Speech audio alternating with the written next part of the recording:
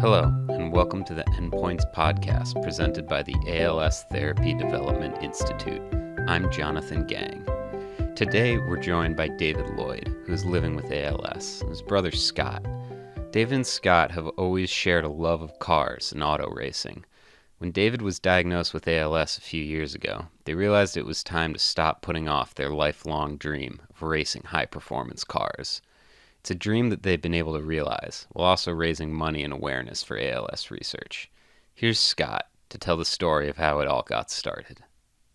My brother and I both grew up in Fayetteville, North Carolina in the 70s and 80s, and had a really good childhood and a good time together, and just kind of normal life. One thing that was always a little bit different, I guess, for us though is we had a grandfather who was a master mechanic.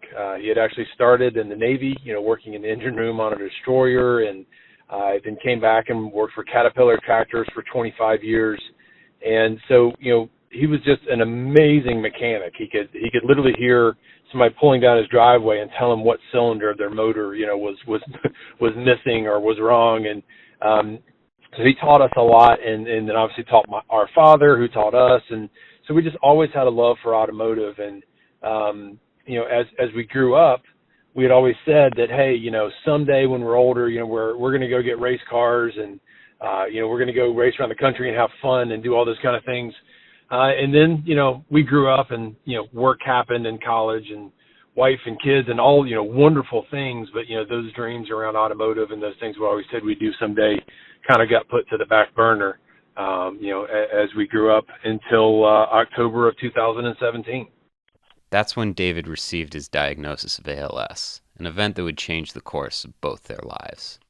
2016, I began experiencing some subtle weakness in my right thumb, and I began experiencing cramping in my abdomen and legs, and just sort of out of nowhere, muscles would sort of latch in place as I was doing my work, which at the time was, I owned my own audio-video networking integration company, so I was doing a lot of physical work on ladders and in attics and crawl spaces and a lot of lifting. And so I was a really strong, healthy person generally my whole life. And I just started having these little idiosyncrasies that were mild annoyances at first. And eventually, my thumb in particular got problematic enough that I finally decided to see a doctor about it. And I made the assumption that it was a pinched nerve or, carpal tunnel or something pretty benign. And long story short, I saw the first doctor in September of 2017, and by mid-October of 2017, I had been, after extensive battery of blood tests and spinal taps and MRI imaging and pretty much everything you could be tested for as a mimicking disorder of ALS, I was admitted into the Duke ALS clinic with Dr. Bedlap. And obviously my life sort of spun around on its axis. I went from feeling like I was much, much healthier than average for a 47-year-old, 46-year-old guy to realizing that I had just a few years left, potentially. And more shockingly, that in the year 2017, with all of the technology and medical advances and all of the things that we can cure, that there's absolutely nothing anyone could do for me but essentially plot my decline and help me deal with, the side effects of losing muscle all over my body. A lot of people would be understandably devastated hearing news like this. But Scott's reaction when he found out about his brother's condition was one of hope and determination to help. People always look at me funny when I say this, but I was never upset about my brother's diagnosis. I was upset in the sense that I didn't want him to have to deal with this, and I didn't want this, impacting his life in a negative way. But I genuinely believe to this day, and always will, that my brother will be healed. I believe it with all my heart. I felt that way from the first moment that I heard. So I probably got a little bit of a different response than most people in that regard. But I can tell you it was a good wake-up call to say, hey, you need to get busy. As Dave was saying, you keep thinking you've got all this time, and we need to get out there. We need to do some stuff. And I don't get to see my brother as much as I want. We don't get to hang out, and let's make that happen. And so it's I'm with Dave. I think the most shocking thing for me was hearing that they knew about ALS today what we knew about cancer 100 years ago. That's the one that really stood out to me. I'm just like, again, as Dave said, how is that possible in today's age? So, it was definitely not what we wanted to hear, and it was definitely not, what we were wanting, but it has caused us to live our life differently. It has caused us to be much more intentional, and that silver lining has been all the time I've gotten to spend with my brother at tracks and hanging out with friends and, enjoying life every day and remembering to do that. With all this in mind, the brothers decided it was time to stop putting off their dreams. So clearly, priorities shifted very quickly, perspectives shifted very quickly, and I realized that I had spent my life focused on, while I was very productive as a human being and a provider and a father and a husband, that a lot of the important relationships in my life had been cast to the side in order to focus on what was quote unquote important, with the assumption that I had a normal lifespan ahead of me.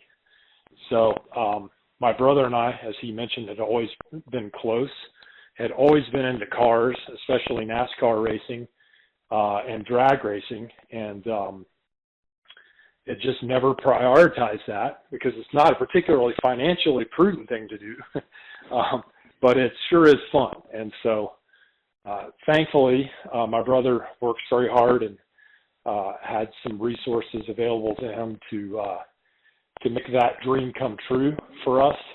And so we started out just with the notion of, we're going to get a car, and we're going to, a really awesome fast car, and we're going to take it to some track days and have some fun with it. And then from there, it blossomed into something much more worthwhile. David and Scott set out to find their dream cars. It wasn't easy. A lot of fast cars are relatively small, and they're both big guys. In their words, about 6'5", 230 plus pounds. Also, they're devout Christians. They take their faith seriously. That made options like the Dodge Hellcat, a car that comes in colors like demonic red, not very appealing. But after a long search, they ended up with a pair of very rare, very fast automobiles. 2 Hennessy Z28s, a kind of upgraded, super-powered Chevy Camaro. So the next thing was to find a place where we could actually take these cars and run them out and drive them to their potential. And we ended up at a fundraising track day that Victory Junction Camp, which is owned by the Petty Racing family, puts on every year at Virginia International Raceway in Alton, Virginia. So you pay some money and you get to drive on VIR's venerable full course at what they call highway speeds. And so it's not really a race, and you're not really going wide open. You don't have to wear safety gear. Anybody can bring any car. And we showed up to this event, and happened to be a beautiful early spring day, and it was packed. And people were paying $25 a piece to take their cars and drive out on this, one of the most, well-known road courses in the United States. And so Scott and I sat there and sort of watched the number of people, how long they were staying, how much they were paying. You could also pay to take hot laps with pro drivers and pro race cars at full speed and experience what it's like to be on that track, driving full out. And we realized that there was a lot of money changing hands, going to a good cause. And it was one of the best days he and I had ever had together in our new cars. They garnered a lot of attention because the Z28s are very rare, numerically speaking. And Hennessy Z28s, there's only 23 in the world that we're aware of, and we own 2 of them. So everywhere we went with those cars, we began to draw attention. So for my birthday that year, my brother decided to do something extraordinary, which was to give me the Hennessy upgrade for my car, so that I could keep up with his, which has significantly more horsepower. And so we then built a relationship with Hennessy in Texas. The car was shipped to Texas and stayed down there for a couple of months while they modified the engine and drivetrain and other things about it to add a lot more power and a lot more attitude. And so the time came to go down to Houston to pick it up, and we flew down, and Scott suggested that we drive the car back to North Carolina from Sealy, Texas, which is about 1,250 miles, in like a 2 or 3 day cannonball run style. And then he suggested, why don't we stream some of this, live stream it on Facebook, and try to get donations for ALS TDI.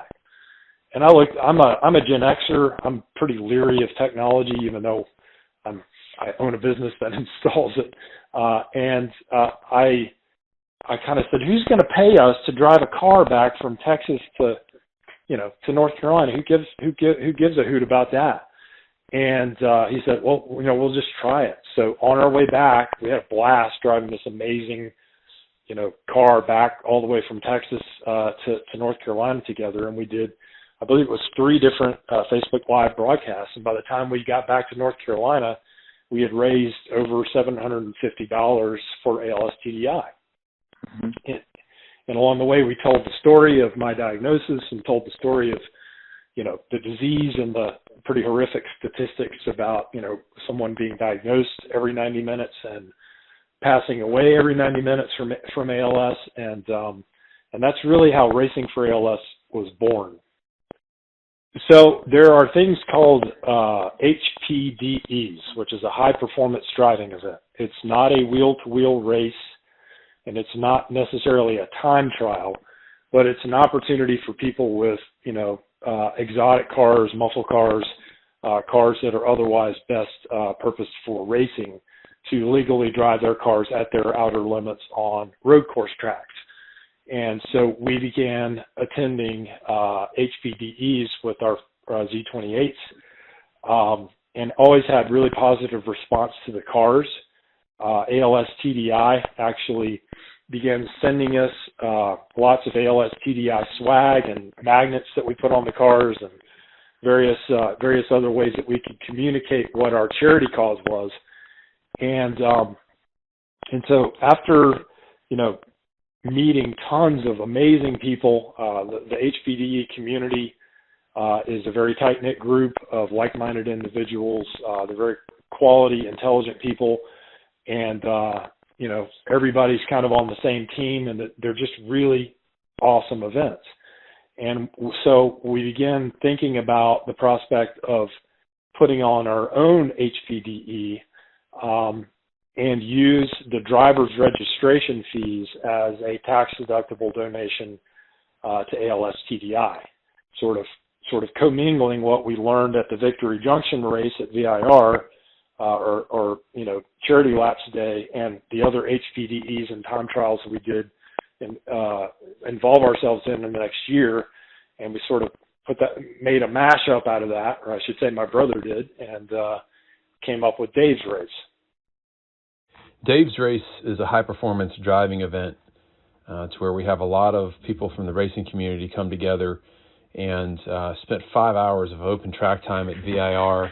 But we also had people who didn't want to be out there running 160 miles an hour that were able to do parade laps, to where we go highway speeds. And all those folks coming together, we had Terry Labonte there, who's a former NASCAR champion, who led our parade laps in the afternoon and gave a speech. But it's a high-performance driving event that, again, allowed a lot of like-minded people to come together and raise money for a good cause. And it's actually built somewhat of a community. We still have people that are helping us fundraise and helping us market for this year's event. And they're doing it just out of the kindness of their heart and just doing it to help end ALS. And so, again, last year's event raised about $36,000. This year, we're hoping to double that. So the high-performance driving event stuff is really fun, and we've got another one coming up June 8th of this year. So really looking forward to getting out there and doing it again. To date, David and Scott have raised over $60,000 for ALS TDI through Racing for ALS. But beyond just that, they hope that others can learn from their story of resilience and hope in the face of David's ALS diagnosis.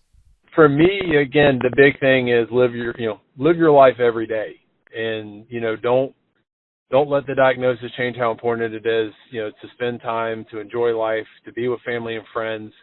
And you never know. We're hearing more and more stories around reversals. I mean, I think they've had 3, at Dr. Bedlack's place, was it last year? I was wearing one of your End ALS shirts at a restaurant yesterday, and a lady came over and talked to me and said, I wanted to talk to you about ALS. My brother, had ALS, and, he was, I think, 10 years. It's like, the big thing is that the internet and, all the stuff that you're going to hear is all so scary and all so negative.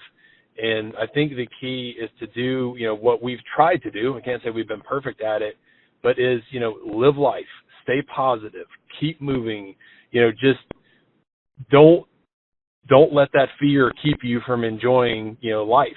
Because I feel like my brother and I maybe lived more in the last 2 years than we had in for a long time. But that's my side of it. Dave, I don't know what you would think. Obviously, receiving an ALS diagnosis is an extraordinarily difficult and gut-wrenching thing to hear. And you really have 2 choices. You can absorb it and let it, pulverize you into the shell of a person you used to be, or you can use it as fuel to try to rise above it on as many days a week as you can manage and set a good example. For me personally, I wanted to behave in a way that I would expect my children to behave if, God forbid, they ever faced some sort of health difficulty like this in their lives. And so, with children watching, you have to try to be your best, be your most courageous, and live your life to the fullest you can. I was blessed with an extraordinary brother who really cares about me and who thought about trying to make my life as happy and fulfilling as it possibly could be in the shadow of a pretty daunting diagnosis. And, the upshot is he succeeded in doing that. He and I have enjoyed more time together, like you said, in the last couple of years, and more amazing, impactful quality time than perhaps in the prior 20. And we've also, though, impacted a lot of other people's lives, and we've raised money to help ALS TDI, continue their mission, which feels really fantastic, while also having a great time. And you really, can't take tomorrow for granted, I guess, is my admonition. Don't waste a moment. If you, there's no time like the present to go live your dream if it's at all possible. And because, you don't know what's coming around the corner, no matter how healthy you've been or, how easy life's been for you previously, it can all change, in one sentence from a doctor. So we're both, prayerful. we both believe that the Lord has our backs and is using us for good in the midst of a horrible situation, and are just appreciative of the opportunity to work with ALS TDI to try to end this horrible disease. Dave's Race 2020 will take place on Monday, June 8th. For more information, you can find Scott and David on Instagram and Facebook at Racing for ALS. That's RACINGFORALS. Thanks for listening. If you have any questions, comments, or feedback, please email us at endpoints@als.net.